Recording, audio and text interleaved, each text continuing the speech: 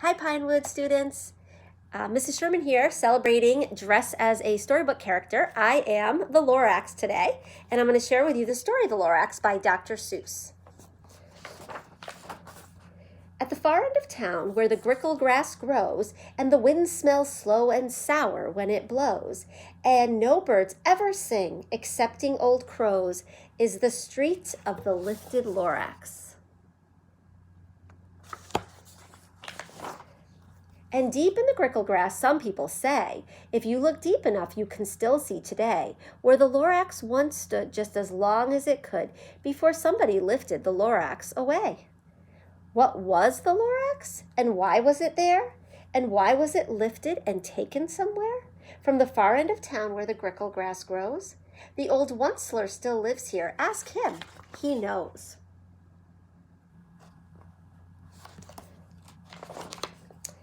You won't see the Onceler, don't knock on his door. He stays in his lurkum on top of his store. He lurks in his lurkum, cold under the roof, where he makes his own clothes out of muffered moof. And on special dank midnights in August, he peeks out of the shutters, and sometimes he speaks and tells how the Lorax was lifted away. He'll tell you, perhaps, if you're willing to pay.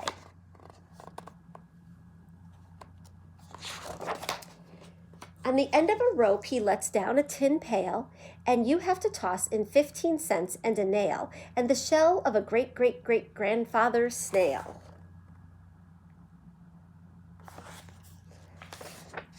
Then he pulls up the pail, makes a most careful count to see if you've paid him the proper amount. Then he hides what you paid him away in his snub, his secret strange hole in his grovulous glove.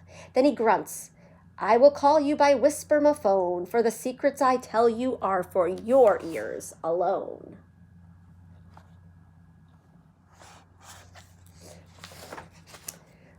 Slop! Down slops the whisper-mophone to your ear, and the old Onceler's whispers are not very clear, since they have to come down through a snurgly hose, and he sounds as if he had smallish bees up his nose. Now I'll tell you, he says, with his teeth sounding gray, how the Lorax got lifted and taken away. It all started way back, such a long, long time back.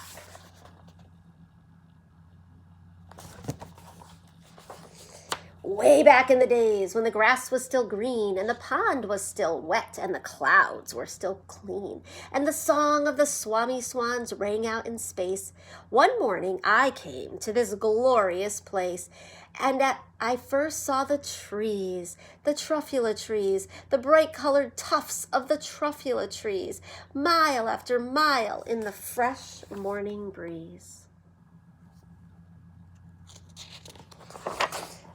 And under the trees, I saw brown barbaloots frisking about in their barbaloot suits as they played in the shade and ate truffula fruits. From the ripulous pond came the comfortable sound of the humming fish humming while splashing around.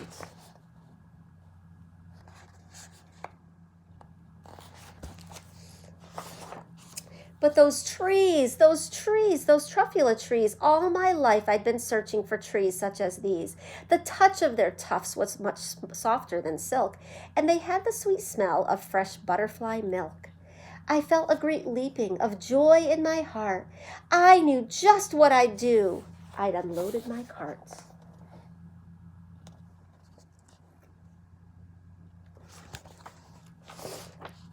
In no time at all, I had built a small shop. Then I chopped down a truffula tree with one chop. And with great skillful skill and with great speedy speed, I took the soft tuft and I knitted a thneed.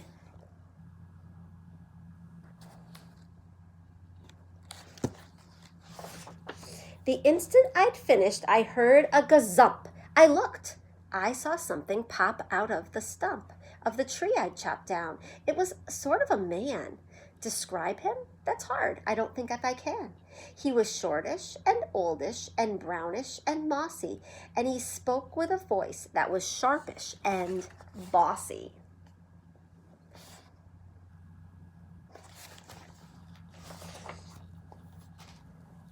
Mister, he said with a sawdusty sneeze, I am the Lorax, and I speak for the trees. I speak for the trees have no tongues. And I'm asking you, sir, at the top of my lungs. He was very upset as he shouted and puffed. What's that thing you've made out of my truffula tuft?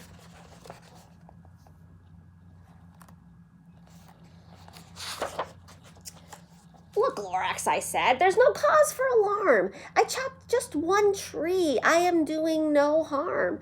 I'm being quite useful. This thing is a thneed. A thneed's a fine something that all people need. It's a shirt, it's a sock, it's a glove, it's a hat. But it has other uses, yes, far beyond that. You can use it for carpets, for pillows, for sheets, or curtains or covers for bicycle seats. The Lorax said, Sir, you are crazy with greed. There is no one on earth who would buy that fool thneed. So now I'm wondering, do you think people do need a thneed? But the very next minute, I proved he was wrong, for just at that minute, a chap came along, and he thought that the thneed I had knitted was great. He happily bought it for $3.98. I laughed at the Lorax. You poor stupid guy. You never can tell what some people will buy.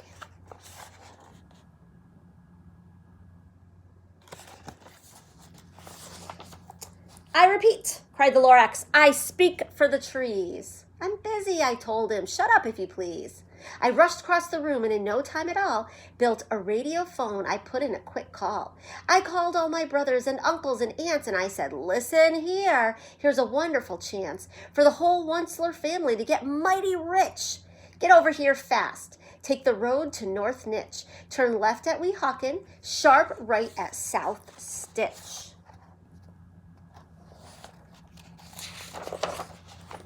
And in no time at all, in the factory I built, the whole Onceler family was working full tilt. We were all knitting thneeds, just as busy as bees, to the sound of the chopping of truffula trees.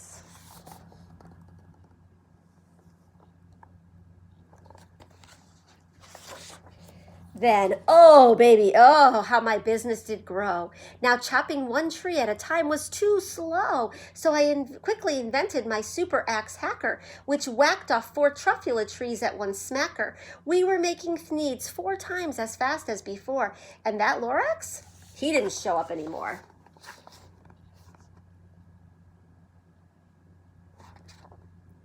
So now I'm kind of wondering, is this a good thing or is this a bad thing? The Onceler's making lots of money for his family, but is it okay to cut down all those trees? But the next week, he knocked on my new office door and he snapped, I am the Lorax who speaks for the trees, which you seem to be chopping as fast as you please. But I'm also in charge of the brown barbaloots who played in the shade in their barbaloot suits and happily lived eating truffula fruits. Now, thanks to your hacking my trees to the ground, there's not enough truffula fruit to go round, and my poor barbaloots are all getting the crummies because they have gas and no food in their tummies.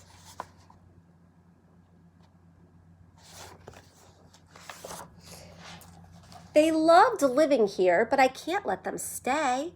They'll have to find food, and I hope that they may. Good luck, boys, he cried, and he sent them away. I, the Onceler, felt sad as I watched them all go. But business is business, and the business must grow, regardless of crummies and tummies, you know.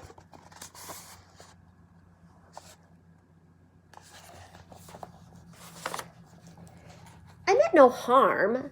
I truly did not, but I had to grow bigger, so bigger I got. I biggered my factory, I biggered my roads, I biggered my wagons, I biggered the loads of the thneeds I shipped out. I was shipping them forth to the south, to the east, to the west, to the north. I went right on biggering, selling more thneeds, and I biggered my money, which everyone needs. Do you think he needs this much money? Do you think it's okay what he's doing? Those are the things I would be thinking right now as I listen to this story. Then again he came back. I was fixing some pipes when that old nuisance Lorax came back with more gripes. I am the Lorax. He coughed and he whiffed. He sneezed and he snuffled. He snargled, he sniffed. Onceler, he cried with a crofulous croak. Onceler, you're making such smogulous smoke. My poor swami swans, why, they can't sing a note. No one can sing who has smog in his throat.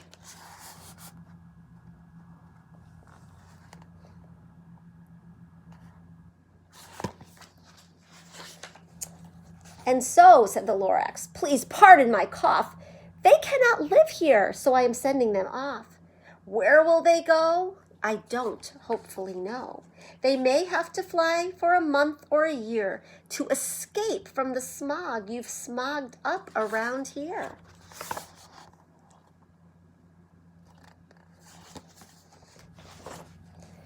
What's more, snapped the Lorax, his dander was up, let me say a few words about gluppity glup. Your machine chugs on day and night without stop, making gluppity glup, also schloppity schlop. And what do you do with this leftover goo? I'll show you, you dirty old onceler man, you.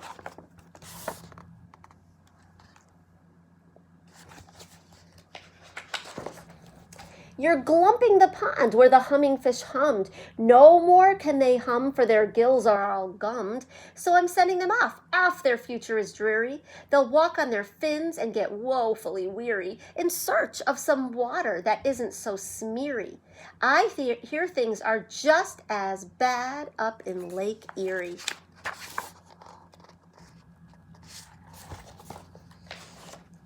And then I got mad. I got terribly mad. I yelled at the Lorax. Now listen here, Dad. All you do is yap, yap and say bad, bad, bad, bad. Well, I have my rights, sir, and I'm telling you, I intend to go on doing just what I do. And for your information, you Lorax, I'm figuring on biggerin' and biggerin' and biggerin' and biggerin', turning more truffula trees into thneeds, which everyone needs.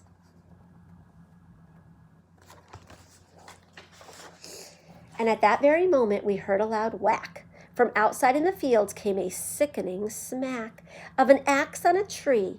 Then we heard the tree fall, the very last truffula tree of them all.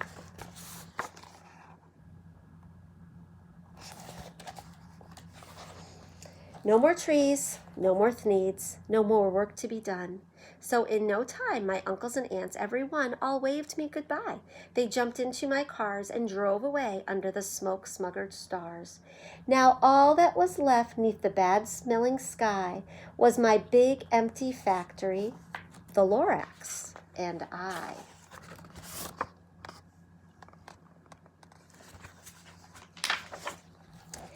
The Lorax said nothing, just gave me a glance, just gave me a very sad, sad backward glance as he lifted himself up by the seat of his pants. And I'll never forget the grim look on his face when he hoisted himself and took leave of this place through a hole in the smog without leaving a trace.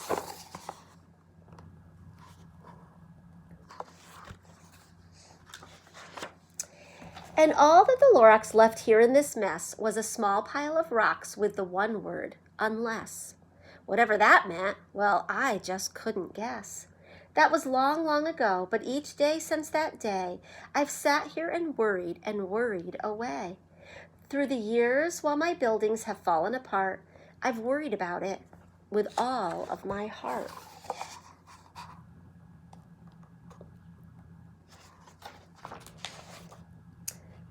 But now, says the Onceler, now that you're here, the word of the Lorax seems perfectly clear. Unless someone like you cares a whole awful lot, nothing is going to get better. It's not.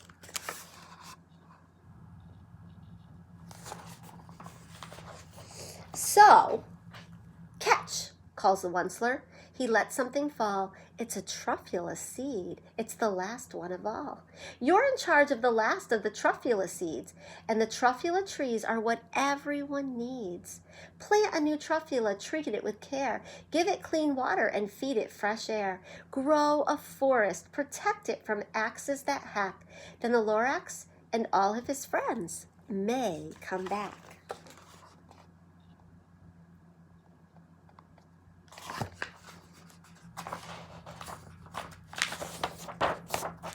The end. I hope you enjoyed the story. It's a great book and it really makes me think about the environment and how we all have to do our part to take care of it.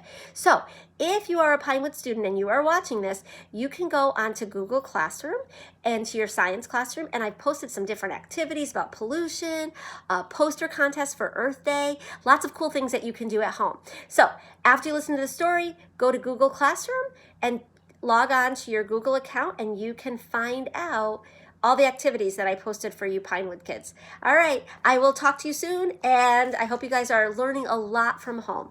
Bye-bye.